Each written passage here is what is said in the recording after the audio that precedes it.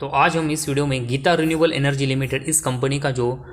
Share है उसके बारे में फुल इंपॉर्टेंट डिटेल्स देखेंगे, क्योंकि पिछले कुछ दिनों से अगर हम देखेंगे तो कंपनी के शेयर में हमें एक अच्छी तेज़ी देखने को मिली है और हमें इसमें 20% का अपर सर्किट भी देखने को मिला है। तो ये जो तेज़ी और अपर सर्किट कंपनी के शेयर में लगा है वो कंपनी के परफॉर्मेंस में कंपनी ने इंप्रूवमेंट की उस वजह से देखने को मिला है, या फिर ऑपरेटर इस कंपनी के शेयर को ऊपर ले जा रहे हैं, उसके बारे में इंफॉर्मेशन देखनी पड़ेगी और तभी हम इस कंपनी में एक अच्छी इन्वेस्टमेंट के बारे में सोच सकते हैं, क्योंकि तभी हमें पता चलेगा कि कंपनी एग्जैक्टली अपने बिजनेस में कैसा ग्रोथ कर रही है। तो सबसे पहले हम कंपनी का बिजनेस का सेगमेंट देखते हैं। तो ये कंपनी की शुरुआत 2010 में चेन्नई में हुई थी और ये कंपनी का अगर हम बिजनेस देखेंगे तो ये कंपनी रिन्यूएबल एनर्जी से रिलेटेड जो वाइंड, सोलर और हाइड्रो इनसे पावर जनरेट करती है। तो पूरा इस कंपनी का जो बिज़नेस का फोकस है वो रिन्यूएबल एनर्जी के ऊपर है, जो कि फ्यूचर के पर्सपेक्टिव से देखेंगे तो एक इन्वेस्टमेंट के नज़र से एक अच्छा साइन है। लेकिन इसके साथ ही में कंपनी की करंटली ग्रोथ और कंपनी इस रिन्यूएबल एनर्जी में किस तरह का ग्रोथ कर रही है और इसमें कंपनी के नंबर्स कैसे वो भी हमें देखना पड़ेगा, तभी हम कंपनी में ट्रस्टली इन्वेस्टमेंट कर पाएंगे। तो कंपनी के रिलेटेड इन्फॉर्मेशन देखने के लिए सबसे पहले कंपनी का स्टॉक का पीई रेशो देखेंगे तो 6.09 है। तो एक बहुत ही अच्छे वैल्यूएशन पर कंपनी का शेयर अभी ट्रेड कर रहा है, जो कि इन्वेस्टमेंट के लिए एक पॉजिटिव साइन है। और उसके बाद कंपनी का आरओसी के परसेंटेज देखेंगे तो 28%, ये भी अच्छे। और कंपनी का आरओई देखेंगे तो 52.9% का है। तो इसमें भी कंपनी के नंबर से वो कंपनी ने अच्छे डिलीवर किए। और कंपनी का फेस वैल्यू देखेंगे तो 10 रुपीज़ पर इक्विटी शेयर है। तो इस वजह से कंपनी का जो शेयर है फ्यूचर में स्प्लिट भी देखने को मिल सकता है। तो कंपनी अपने रेशोज़ में अच्छा परफॉर्मेंस डिलीवर कर रही है। और इसके बाद प्रॉफिट एंड लॉस स्टेटमेंट का सेगमेंट देखेंगे, जिसमें हम पिछले 6 सालों का कंपनी के रिलेटेड डेटा देखेंगे। तो सबसे पहले कंपनी का सेल्स के बारे में इंफॉर्मेशन देखेंगे तो मार्च 18 में ये बिल्कुल ज़ीरो था। इसके अगले साल ये 36 लाख का हुआ, इसके अगले साल फिर से उतना ही 36 लाख का हुआ, इसके अगले साल फिर से सेल्स ड्रॉप होकर 24 लाख का हुआ। इसके बाद मार्च 22 में उतना ही 24 लाख का कंपनी का सेल्स हुआ। और अभी मार्च 23 में देखेंगे तो कंपनी के सेल्स में एक बहुत ही ट्रिमेंडस ग्रोथ देखने को मिली है। और पहले कंपनी का जो सेल्स लाख में जनरेट हो रहा था वो अब करोड़ में जा चुका है, जो कि कंपनी के लिए एक अच्छा साइन है। लेकिन अभी सिर्फ कंपनी का जो सेल्स है वो एक ही साल में अच्छे से गेन हुआ है। इसको कंपनी को कंटिन्यूअस हर साल करना पड़ेगा, तभी कंपनी की जो ग्रोथ है वो आने वाले समय में स्टेबल होगी। तो फिलहाल कंपनी का जो सेल्स है वो मार्च 23 में अच्छे से ज़रूर गेन हुआ है, लेकिन ओवरऑल अगर हम पिछले 6 सालों में देखेंगे तो अब बहुत ही अप एंड डाउन्स कंपनी के सेल्स में आ रहे हैं। तो वोलेटाइल परफॉर्मेंस इसमें देखने को मिला, जो कि इस वजह से बाकी के सेगमेंट के परफॉर्मेंस में और उसके नंबर से वो भी बहुत ही अप एंड डाउन कर सकते हैं। तो कंपनी का सेल्स अभी वोलेटाइल नज़र आ रहा है। और उसके कंपैरेटिवली अगर हम कंपनी के एक्सपेंस देखेंगे तो वो भी कभी कम और ज़्यादा हो रहे हैं। और इसी वजह से ऑपरेटिंग प्रॉफिट में कंपनी के नंबर्स देखेंगे तो मार्च 18 में लॉस मेकिंग थे, इसके अगले 2 साल देखेंगे तो प्रॉफिट में थे, इसके अगले 2 साल देखेंगे तो लॉस में थे, और अभी मार्च 23 में प्रॉफिट में आए। तो कंटिन्यूअस ऑपरेटिंग प्रॉफिट के नंबर्स है वो प्लस माइनस में जा रहे, तो इसमें भी कोई स्टेबिलिटी नज़र नहीं आ रही है। और उसके बाद ऑपरेटिंग प्रॉफिट मार्जिन देखेंगे तो ये भी कंसिस्टेंट, अगर हम इसके नंबर देखेंगे तो प्लस और माइनस में जा रहे, तो इसमें भी स्टेबिलिटी नज़र नहीं आ रही है। तो ऑपरेटिंग प्रॉफिट और ऑपरेटिंग प्रॉफिट मार्जिन में कंपनी के जो नंबर्स है वो कंसिस्टेंट प्लस और माइनस में जा रहे हैं, जो कि कंपनी के बिजनेस के लिए ये बहुत ही नेगेटिव साइन है। और इसी वजह से कंपनी को इन सेगमेंट में आने वाले समय में स्टेबिलिटी लाकर इसको कंसिस्टेंट पॉजिटिव में जनरेट करना पड़ेगा। और उसके बाद कंपनी का नेट प्रॉफिट हम देखते हैं तो मार्च 18 में ये 2 करोड़ के लॉस में था, इसके अगले साल देखेंगे तो 1 करोड़ का लॉस, इसके अगले साल 1.75 करोड़ का लॉस, इसके अगले साल देखेंगे तो 14 करोड़ का लॉस। इसके बाद मार्च 22 में कंपनी प्रॉफिट में आकर 2 करोड़ का नेट प्रॉफिट कंपनी का रहा, और अभी मार्च 23 में 7 करोड़ का नेट प्रॉफिट कंपनी ने जनरेट किया है। तो मार्च 22 और मार्च 23 इन 2 सालों में कंपनी हमें प्रॉफिट में देखने को मिली है, जो कि इससे पहले कंपनी कंसिस्टेंट 4 साल लॉस में थी। तो अभी भी कंपनी का मैक्सिमम नेट प्रॉफिट का जो नंबर्स है वो कंसिस्टेंट प्लस और माइनस में जा रहे हैं, तो इसमें भी हमें ज़्यादा स्टेबिलिटी नज़र नहीं आ रही है। और कंपनी के अर्निंग पर शेयर के नंबर्स देखेंगे तो ये भी पहले मार्च 18 से मार्च 21 तक लॉस मेकिंग थे, वो अब हमें प्रॉफिट में और प्लस में देखने को मिले।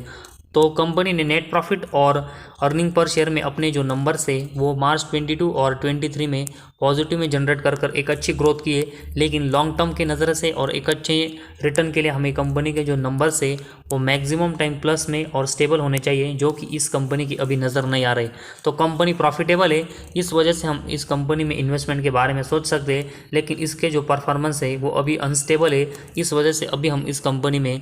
ज़्यादा इन्वेस्टमेंट के बारे में नहीं सोच सकते। तो थोड़ी और छोटी इन्वेस्टमेंट के बारे में अभी हम इस कंपनी में सोच सकते हैं, लेकिन सिर्फ अभी कंपनी का हमने प्रॉफिट एंड लॉस स्टेटमेंट देखा है, बाकी के सेगमेंट में कंपनी के नंबर्स कैसे वो भी हमें देखना पड़ेगा, उसके बाद ही हम कंपनी के बारे में पूरा ओपिनियन बना पाएंगे। और उसके बाद कंपनी की बैलेंस शीट हम देखेंगे तो सबसे पहले इसमें रिजर्व का सेक्शन देखेंगे तो मार्च 23 में ये 9 करोड़ का था।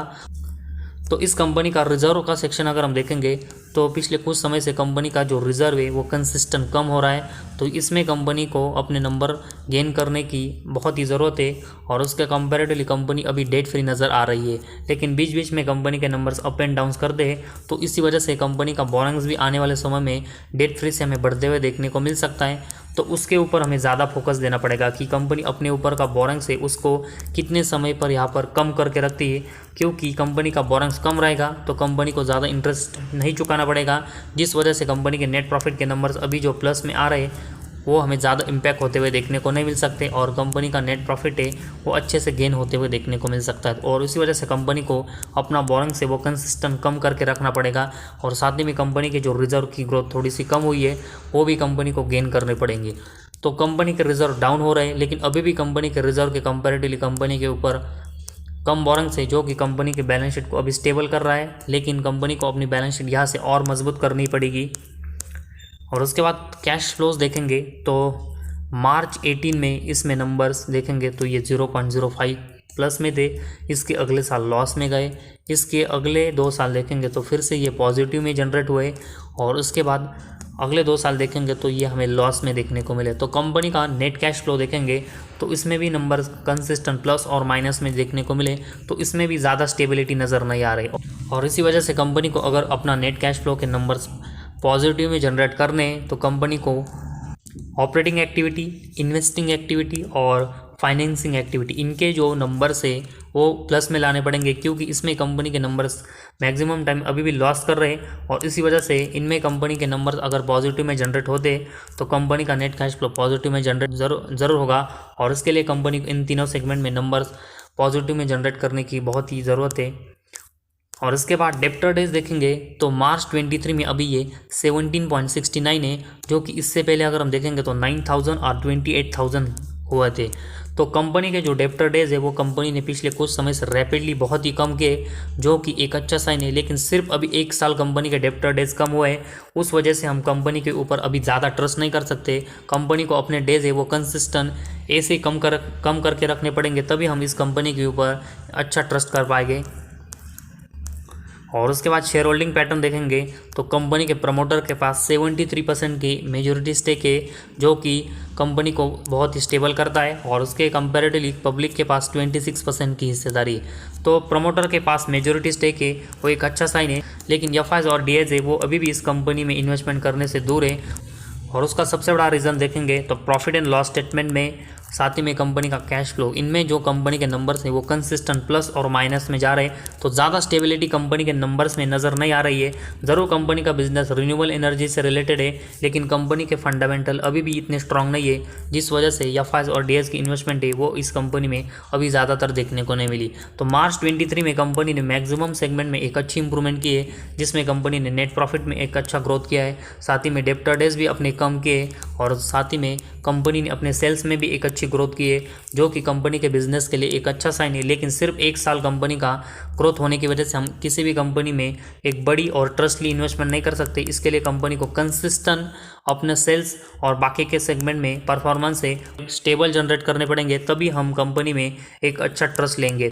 तो फिलहाल कंपनी का जो बिजनेस है रिन्यूएबल एनर्जी से रिलेटेड और कंपनी प्रॉफिटेबल है, इस वजह से हम इस कंपनी में एक इन्वेस्टमेंट के बारे में सोच सकते हैं, लेकिन ज़्यादा इन्वेस्टमेंट अभी हम इस कंपनी में नहीं कर सकते, क्योंकि कंपनी का परफॉर्मेंस है वो अभी बहुत ही वोलाटाइल और अनस्टेबल नज़र आ रहा है।